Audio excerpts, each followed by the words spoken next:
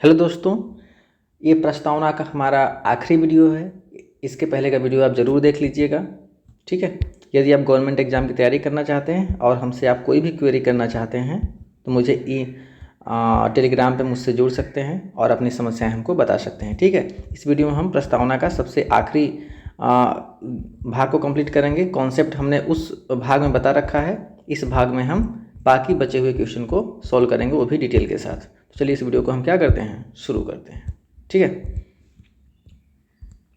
तो पहला सवाल, क्योंकि कल हमने आठ सवाल को डील किया था, मतलब 8 गुणे 10 मतलब 80 सवाल हम लोगों ने उसी वीडियो में कवर कर लिया था, ठीक है। आज हम इस वीडियो में बाकी क्वेश्चन कवर करेंगे। पहला सवाल है भारतीय, जब मैं बता रहा हूँ तो यदि आपको आंसर आता है तो उसी टाइम अपना आंसर दिमाग में नोट कर लिया कीजिए। भारतीय संविधान ने किस प्रकार के लोकतंत्र को अपनाया, ठीक है ना। तो किसी भी देश को चलाने के लिए जो हमारी शासन व्यवस्था होती है वो राजतंत्रात्मक भी हो सकती है ना, राजतंत्रात्मक भी हो सकती है या फिर लोकतंत्रात्मक भी हो सकती है। तो हमारे भारत की कैसी व्यवस्था है ये पूछा गया है। तो आपको हमने बताया था कि जो हमारा प्रस्तावना है, प्रस्तावना में लिखा गया है कि हम भारत के लोग भारत को संपूर्ण प्रभुत्व संपन्न, समाजवादी, पंथ निरपेक्ष, लोकतांत्रिक गणराज्य, क्या नोट किया गया प्रस्तावना मेरे दोस्त, कल ही हमने पढ़ाया था, लोकतांत्रिक गणराज्य।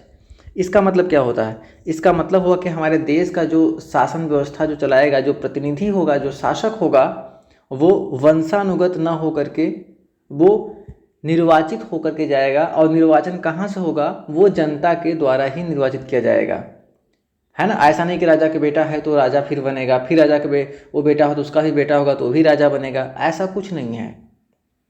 एक निर्धारित समय अवधि के लिए जनता द्वारा एक शासक को चुना जाएगा, फिर उसके बाद पुनः निर्वाचन करके पुनः नए शासक को चुना जाएगा, ठीक है। तो इसमें प्रत्यक्ष रूप से जनता की भागीदारी होती है, ठीक है। तो इसका जो करेक्ट आंसर होगा ऑप्शन नंबर डी होगा, ठीक है। कुछ बातें आपको बता दूं कि 26 नवंबर 1949 को हमारा संविधान क्या हुआ, अंगीकृत किया गया। और 26 जनवरी 1950 को हमारा भारतीय संविधान लागू कर दिया गया, क्योंकि 26 जनवरी 1930 में रावी नदी के किनारे जवाहरलाल नेहरू ने पहले से ही स्वतंत्रता का ऐलान कर दिया था। उसकी याद में हम 26 जनवरी 1950 को गणतंत्र दिवस मनाया जाता है, ठीक है। यदि मैंने आपको बताया था कि जो प्रक्रिया शुरू हुई थी, तो यदि हम बात करें 3 जून सबसे जो संविधान बनने की जो प्रक्रिया थी, कब से थी मेरे साथ याद करिए आप। 1942 में कौन सा आया था? क्रिप्स प्रस्ताव आया था, क्रिप्स प्रस्ताव। और 1942 में भारत छोड़ो आंदोलन भी होता है, ये भी आप याद रखिएगा। 1945 में हमारे पास बेबल योजना आया था, ये भी आपको याद रखना है। 1946 में हमारा कैबिनेट मिशन आया था, जिसके तहत हमारा भारतीय संविधान बनने की प्रक्रिया प्रारंभ होती। और इस कैबिनेट मिशन में 3 सदस्य होते हैं, उनका नाम आप याद रखना। कौन कौन से थे? AB एलेक्जेंडर, पैथिक लॉरेंस और स्टेफोर्ड क्रिप्स। तीनों का नाम याद करना बहुत ज़्यादा इंपॉर्टेंट है, पेपर में पूछा जाता है। अब हम बात करें तो संविधान सभा बनने के बाद में संविधान सभा का जो पहली बैठक थी वो 9 दिसंबर 1946 को होती है। 9 दिसंबर 1946 दिल्ली में इसकी बैठक होती है। और डॉक्टर सच्चिदानंद सिन्हा जो कि सबसे बुजुर्ग थे, अस्थायी सदस्य चुनते हैं। वर्ड पे याद रखना, अस्थायी सदस्य चुने जाते हैं। फिर 11 दिसंबर की बात करें तो 11 दिसंबर इसकी दूसरी बैठक होती है। और इस बैठक में डॉक्टर राजेंद्र प्रसाद को अस्थायी सदस्य चुना जाता है। और 9 दिसंबर, 11 दिसंबर और 13 दिसंबर को जवाहरलाल नेहरू के उद्देश्य प्रस्ताव के पेश के द्वारा 13 दिसंबर 1946, याद रखना है 1946 की बात हो रही है। उद्देश्य प्रस्ताव प्रस्तुत करते हैं और संविधान सभा की जो कार्यवाही होती है वो शुरू होती है। आपको पता होगा जो हमारा भारतीय संविधान है जो बनने के लिए 3 वाचनों से होकर गुजरा। कितने वाचन? 3 वाचनों से होकर गुजरा। जो सबसे अंतिम वाचन था वो था हमारा 14 नवंबर से लेकर के 26 नवंबर 1949। ये हमारा सबसे तृतीय वाचन था। इसी वाचन में हमारा संविधान पूरी तरह से बनकर तैयार हो गया है ना। यदि मैं बात करूं कि 3 जून 1947 को कौन सी योजना आती है? माउंट बेटन योजना। ये बहुत बार पेपर में पूछा गया है कि माउंट बेटन योजना कब आती है? 3 जून 1947 को। आपको पता होगा 4 जुलाई 1947 को ब्रिटिश संसद में भारतीय स्वतंत्रता अधिनियम को पेश किया जाता है। 4 जून 1947 को भारतीय स्वतंत्रता अधिनियम को पेश किया जाता है और 18 जुलाई 1947 को ब्रिटिश संसद में भारतीय स्वतंत्रता अधिनियम को पारित कर दिया जाता है, जिसके तहत भारत और पाकिस्तान 2 अधिराज्य बनाए जाते हैं। ठीक है। इसके बाद इसमें एक घटना और होती है, आपको याद रखना है, बहुत ज़्यादा इंपॉर्टेंट है। 22 जुलाई 1947 के दिन ही हम क्या करते हैं कि राष्ट्रीय ध्वज को अपनाते हैं। जो राष्ट्रीय ध्वज हैं, राष्ट्रीय ध्वज को अपनाते हैं। और 29 अगस्त 1947 को क्या होता है? प्रारूप समिति का गठन होता है। कौन सी समिति? प्रारूप समिति। और एक बात याद रखिएगा कि ये प्रारूप समिति वही प्रारूप समिति है जिसमें सदस्यों की संख्या कितनी थी? 7 थी। और 7 सदस्यों में जो इसके अध्यक्ष थे, इनका नाम था डॉक्टर भीमराव अंबेडकर। शिक्षा वह सेने का दूध है जो जितना पिएगा उतना ही दहाड़ेगा।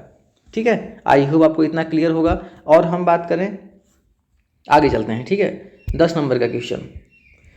तो एक सवाल से हम लोग इतने सवाल को, आई होप आप बस सुनिए, चुपचाप सुनिए, आपके दिमाग में वो चीज़ डाटा जरूर फीड होगा। ठीक है ना। तो आप घबराइए मत कि सर आप इतना क्यों बता रहे हैं, आप ही के लिए मैं बता रहा हूँ। ठीक है। भारतीय संविधान प्रस्तावना के अनुसार भारत के शासन की सर्वोच्च सत्ता किसमें है? ये प्रस्तावना पूछा गया है ना। प्रस्तावना आपको पता होगा कि जो प्रस्तावना है वो कहाँ से लिया गया है? अमेरिका से लिया गया है। ठीक है ना। अमेरिका से और क्या क्या लिया गया है?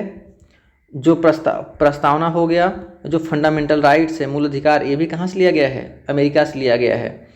राष्ट्रपति, उपराष्ट्रपति, उच्चतम न्यायालय, उच्च न्यायालय के न्यायाधीशों को हटाने की प्रक्रिया कहाँ से ली गई है? ये भी अमेरिका से लिया गया है। राष्ट्रपति पर महाभियोग कहाँ से लिया गया है? अमेरिका से लिया गया है।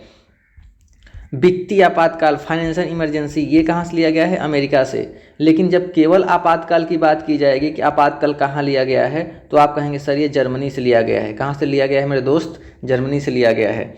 ठीक है ना। तो आपका ये महाभियोग, और महाभियोग भारतीय संविधान के किस अनुच्छेद में है? अनुच्छेद नंबर 61 में है। इस बात को आप याद रखिएगा। ठीक है। तो इसमें कहा जा रहा है कि,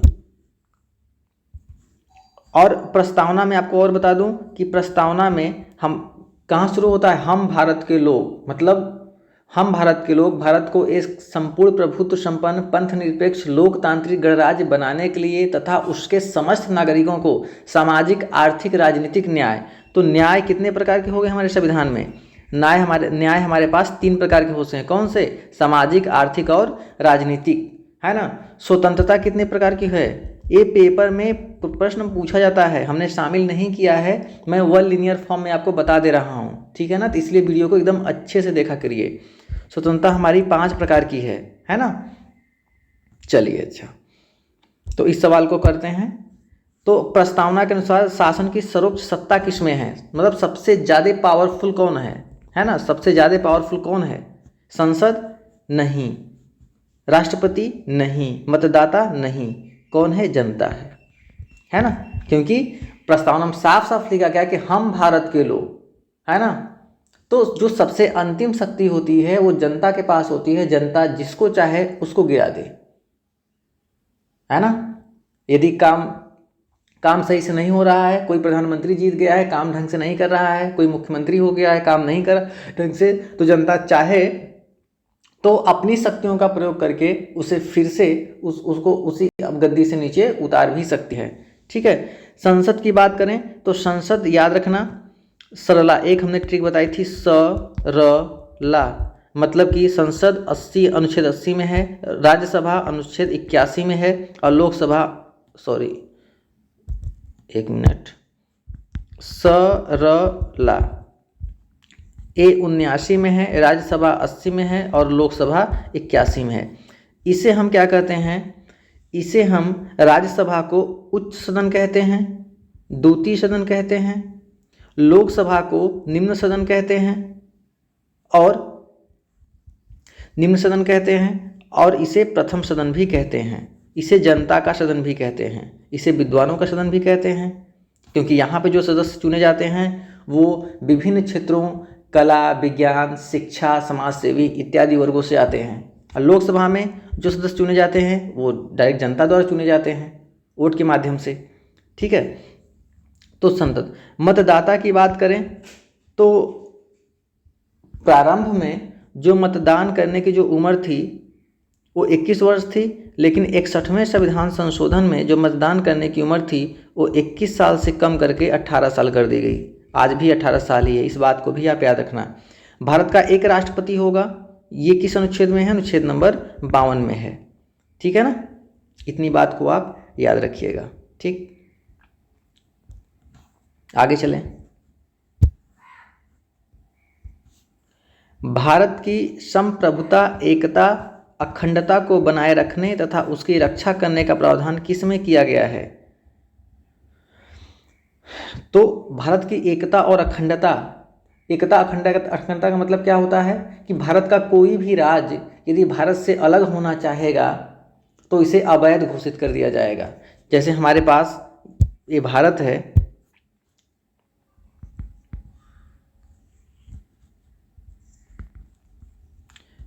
ये मान लीजिए आपका भारत है, इसमें कोई भी राज्य भारत देश से अलग होना चाहता है तो इसको अवैध घोषित कर दिया जाएगा। जहाँ पे देखा जाए कि भारत के किसी भी राज्य में जो शासन व्यवस्था सही से संचालित नहीं की जा रही है, वहाँ पे बहुत ज़्यादा हिंसात्मक दंगे हो रहे हैं, तो वहाँ जब हमारा राष्ट्र की जब एकता है ना, यूनिटी जब खतरे में पड़ जाती है तो वहाँ पे राष्ट्रपति शासन लागू कर दिया जाता है और वहाँ की जो शासन व्यवस्था है केंद्र सरकार अपने हाथों में ले लेती है। ठीक है, ताकि हमारे भारत की जो एकता है और अखंडता है वो बिल्कुल बरकरार बनी रहे। ठीक है ना। तो ऐसा प्रावधान प्रस्तावना में मिला है, प्रस्तावना में इसका जो करेक्ट आंसर होगा ऑप्शन नंबर ए हो जाएगा, प्रस्तावना में। ठीक है, प्रस्तावना कहाँ से लिया गया? अमेरिका से बात हो गई है। मूल अधिकार कहाँ से लिया गया? ये भी अमेरिका से। मूल अधिकार किस भाग में है? कुछ भाग आप याद कर लीजिए यहीं पे। भाग 1 में क्या है? संघ एवं राज्य क्षेत्र, संघ एवं राज्य क्षेत्र, संघ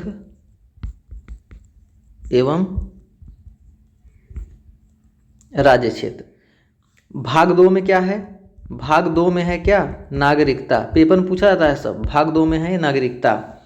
भाग 3 में क्या है? मौलिक अधिकार, है ना। भाग 4 में क्या है? राज्य के नीति निर्देशक के तत्व। अब भाग मूल कर्तव्य कौन से भाग में है? ये है 4 क में। अनुच्छेद भी याद करेंगे, याद कर लीजिए। 1 से लेकर के 4 तक संघ एवं राज्य, ये एक भाग 1 में है अनुच्छेद का कितने से कितने तक? 1 से लेकर 4 तक। दूसरे में है नागरिकता, ये कितने अनुच्छेद में है? ये अनुच्छेद है 5 से लेकर के 11 तक। कितने अनुच्छेद? 5 से 11 अनुच्छेद। और भाग 2 मौलिक अधिकार भाग 3 में है। अनुच्छेद ये है 12 से लेकर के 35 तक, 12 से 35 तक। राज्य के नीति निर्देशक के तत्व भाग 4 में है। ये अनुच्छेद कितना है? 36 से 51। ठीक है ना। और मूल कर्तव्य भाग 4 क में है, 4 क में है और अनुच्छेद 51 क। ठीक है, इतनी बात आप याद रखिए। आगे चलें। भारतीय संविधान के प्रस्तावना से क्या स्पष्ट नहीं होता? भारतीय संविधान के प्रस्तावना से क्या स्पष्ट नहीं होता? संविधान के स्रोत, शासन ध्येयों का विवरण, शासन लागू करने का तिथि। संविधान स्रोत पता चलता है, शासन के ध्येयों का विवरण ये भी पता चलता है, संविधान को लागू करने की विधि यदि मैं आपको बताऊं तो संविधान में संविधान के प्रस्तावना सबसे लास्ट में कहा गया है कि अतः दृढ़ संकल्पित होकर आज हम 26 नवंबर 1949 को इस संविधान सभा द्वारा इसे आत्मसमर्पित एवं अंगीकृत अधिनियमित करते हैं। मतलब 26 जनवरी 1950 की बात ही नहीं की गई है। 26 जनवरी 1950 किसी भी संविधान सभा में आप संविधान की प्रस्तावना में आप बात देखेंगे ही नहीं। वहाँ पे 26 जनवरी 1949 लिखा गया है, तो लागू करने की तिथि यहीं बिल्कुल से उसमें नहीं शामिल की गई, स्पष्ट रूप से नहीं बोला गया है। ठीक है, तो ऑप्शन नंबर सी क्या हो जाएगा, इसका करेक्ट आंसर हो जाएगा।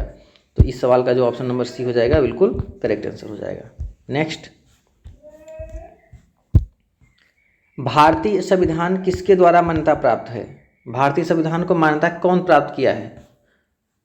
भारत की संसद द्वारा? नहीं। प्रथम निर्वाचित सरकार द्वारा? नहीं। जनता द्वारा? यस। इसका जो करेक्ट आंसर होगा क्या हो जाएगा, जनता द्वारा। सर्वोच्च न्यायालय द्वारा? नहीं। ठीक है, तो आपको मैं बता दूं कि जो सबसे पहला जो सर्वोच्च न्यायालय बना था वो कहाँ बना था? जो सबसे पहला जो सर्वोच्च न्यायालय था, रेगुलेटिंग एक्ट 1773 के तहत कोलकाता में विलियम फोर्ट उच्चतम न्यायालय की स्थापना की गई, जिसमें जजों की संख्या कितनी थी? 3+1। मतलब एक हमारा मुख्य न्यायाधीश होगा जिसका नाम था एलिशाह इप्पे। क्या नाम था इसका? एलिशाह इप्पे।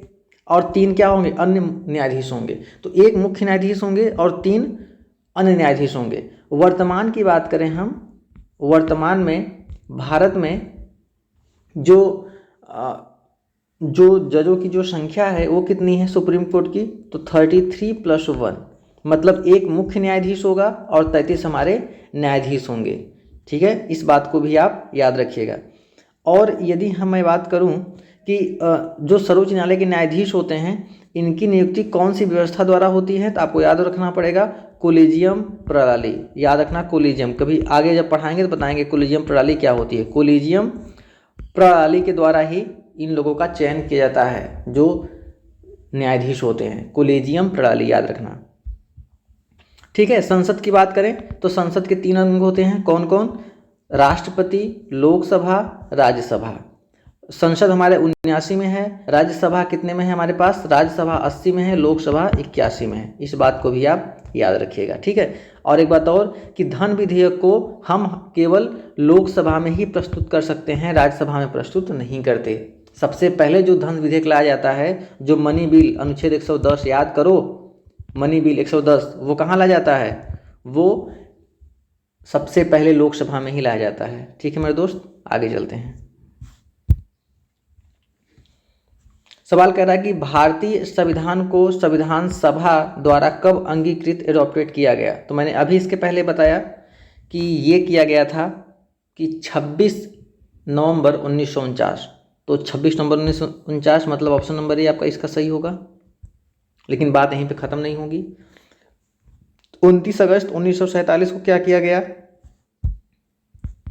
इस दिन प्रारूप समिति का गठन किया गया। कौन समिति? प्रारूप समिति। कितने सदस्य थे? 7 सदस्य थे। ठीक है, ये प्रारूप समिति का जो प्रस्ताव है किसने पेश किया था? B.N. राव। याद रखना B.N. राव। इसके अध्यक्ष कौन थे? डॉक्टर भीमराव अंबेडकर। डॉक्टर भीमराव अंबेडकर संविधान के निर्माता जाने जाते हैं। 26 जनवरी 1950 को क्या किया गया था? इस दिन 2-3 बातें हुई थी। पहली बात तो ये, इस दिन संविधान सभा की अंतिम बैठक हुई थी, है ना। इस दिन क्या हुआ था? संविधान सभा की अंतिम बैठक हुई थी। इसी दिन डॉक्टर राजेंद्र प्रसाद को भारत का प्रथम राष्ट्रपति चुना गया था और इसी दिन राष्ट्रीय गान को अपनाया गया था, जन गण मन अधिनायक जय है। राष्ट्रीय गान पूछा जाता है पेपर में तीनों सवाल के। राष्ट्रीय गान कब अपनाया गया था? 24 जनवरी 1950 को अपनाया जाता है। कौन लिखा था? गुरुदेव रविन्द्रनाथ टैगोर। रविन्द्रनाथ टैगोर को गुरुदेव किसने कहा था? महात्मा गांधी। ये भी प्रश्न आता है। गांधी जी को महात्मा किसने कहा था सर्वप्रथम? गुरुदेव रविन्द्रनाथ टैगोर। ये भी प्रश्न आता है। ठीक है, एक मैं प्रश्न बता रहा हूँ, आप कमेंट बॉक्स में बताना कि जब 13 अप्रैल 1919 को जब जलियांवाला बाग हत्याकांड हुआ था, तो रविन्द्रनाथ टैगोर ने और महात्मा गांधी ने कौन सी उपाधि त्याग दी थी? मैं फिर से रिपीट कर रहा हूँ कि आपको पता होगा कि जलियांवाला बाग 13 अप्रैल 1919 को हुआ था, तो उसमें गुरुदेव रविन्द्रनाथ टैगोर और महात्मा गांधी ने अपनी उपाधि त्यागी थी। उस उपाधि का नाम क्या था? आप कमेंट बॉक्स में करना मेरे दोस्त, कमेंट बॉक्स में। अब बात करें हम 26 जनवरी 1950 को, इसी दिन हमारा संविधान क्या कर दिया गया? लागू कर दिया गया, क्योंकि 26 जनवरी 1930 को रावी नदी के तट पर जवाहरलाल नेहरू ध्वज फहराकर स्वतंत्रता का ऐलान कर दिया था। और यही जवाहरलाल नेहरू हमारे भारत के, स्वतंत्र भारत के प्रथम प्रधानमंत्री भी बनते हैं। ठीक है, आगे चलिए। भारत एक धर्मनिरपेक्ष राज्य है। तो धर्मनिरपेक्ष राज्य, इसका मतलब क्या है? धर्मनिरपेक्ष राज्य का मतलब होता है कि भारत का कोई धर्म नहीं होगा, लेकिन ये सभी धर्मों का आदर करेगा, इसके साथ तटस्थता का बर्ताव करेगा, धर्म विरोधी नहीं करेगा, धर्म का विरोध नहीं करेगा। इसका मतलब धर्म विरोधी नागरिकों का समर्थन करता है? गलत, ऐसा कुछ नहीं है। बहुसंख्यक समुदाय के धर्म का समर्थन करता है? नहीं। बहुसंख्यक का मतलब होता है कि किसी भी यदि देश में, यदि किसी भी राज्य में यदि कोई जनसंख्या, जैसे हिंदू मुस्लिम जो दो कम्युनिटी की बात करते हैं, यदि हमारे पास हिंदू 50% से अधिक हैं, तो वहाँ पे बहुसंख्यक के रूप में हिंदू को मान लिया जाएगा, और बाकी जो होंगे, यदि मुस्लिम की संख्या कम है तो वो अल्पसंख्यक के रूप में मान लिए जाएंगे। यदि किसी राज्य में एक हिंदू हैं और एक पारसी हैं, हिंदू की संख्या 50% से अधिक तो हैं, तो हिंदू बहुसंख्यक होंगे, पारसी हमारे अल्पसंख्यक होंगे। आई होप आपको क्लियर हो गया होगा ये बहुसंख्यक और अल्पसंख्यक क्या होता है। जब आप फॉर्म भरते हैं तो वहाँ भी ये प्रश्न पूछा जाता है आपसे कि बहुसंख्यक हैं कि अल्पसंख्यक हैं। और यहाँ की बात करें, किसी निश्चित भी धर्म का समर्थन नहीं करता, तो ऑप्शन नंबर डी इसका करेक्ट होगा। ठीक है, निम्नलिखित में से वह दो शब्द कौन से हैं जिनका समावेश 42वें संविधान संशोधन द्वारा किया गया था? धर्मनिरपेक्ष लोकतांत्रिक, प्रभुत्व संपन्न लोकतांत्रिक, प्रभुत्व संपन्न पहले से ही था, समाजवादी धर्मनिरपेक्ष, धर्मनिरपेक्ष तथा लोकतांत्रिक। तो इसका करेक्ट आंसर होगा धर्मनिरपेक्ष तथा समाजवादी। और 42वां संविधान संशोधन कब किया गया था? ये किया गया था 1976 में। ये भी ईयर भी याद रखना, पूछा जाता है। पहला संविधान संशोधन कब किया गया था? संविधान संशोधन 1951 में, जो भूमि सुधार को ताकि चुनौती दी जा सके, और भूमि के अधिकार को, मौलिक अधिकार था उसे संपत्ति के अधिकार को कानूनी अधिकार बना दिया गया। ठीक है, 17 की बात करें, निम्नलिखित में कौन सा शब्द भारत के संविधान की उद्देशिका में नहीं है? मतलब भारत की उद्देशिका में कौन सा नहीं है? तो हमने बताया था, हम भारत के लोग भारत को प्रभुत्व संपन्न, समाजवादी, पंथ निरपेक्ष, लोकतांत्रिक गणराज्य बनाने के लिए तथा उसके समस्त नागरिकों को सामाजिक, आर्थिक, राजनीतिक न्याय प्रदान करने के लिए। तो प्रियम्बल मुझे पूरा याद है। ठीक है, आप भी एक बार पढ़ लेना, क्योंकि आपको याद करने की जरूरत नहीं, क्योंकि आप यूपीएससी की तैयारी नहीं कर रहे। ठीक है, तो समाजवादी बिल्कुल है, पंथ निरपेक्ष बिल्कुल है, प्रभुत्व संपन्न बिल्कुल है, मतलब लोक कल्याण की बात नहीं की गई है यहाँ पे। ठीक है ना, तो ये हमारा ऑप्शन नंबर डी क्या होगा? करेक्ट होगा। देख लो कितने एग्जाम में आया है। 18 की बात करें हम, तो भारतीय संविधान की प्रस्तावना में लिखित हम भारत के लोग, इस शब्द का क्या अर्थ है? भारतीय गणराज्य की प्रभुता जनता में निहित है। भारत का निर्माण भारत की जनता के द्वारा हुआ है। भारत निर्माता भारत की जनता का प्रतिनिधित्व करते हैं। भारत का संविधान भारत की जनता की सहमति पर आधारित है। भारतीय गणराज्य की संप्रभुता जनता में है। ऑप्शन नंबर ए बिल्कुल करेक्ट होगा।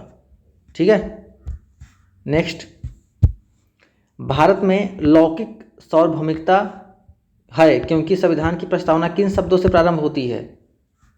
ये देखिए कितनी बार पेपर में आया हुआ है मेरे दोस्त, बहुत ज़्यादा मोस्ट इंपॉर्टेंट क्वेश्चन है। भारत में लौकिक सार्वभौमिकता, क्योंकि यहाँ पे लौकिक मतलब जो साफ साफ दिखाई देता है कि सबसे अच्छा पावर, एक होता है लौकिक, होता है अलौकिक।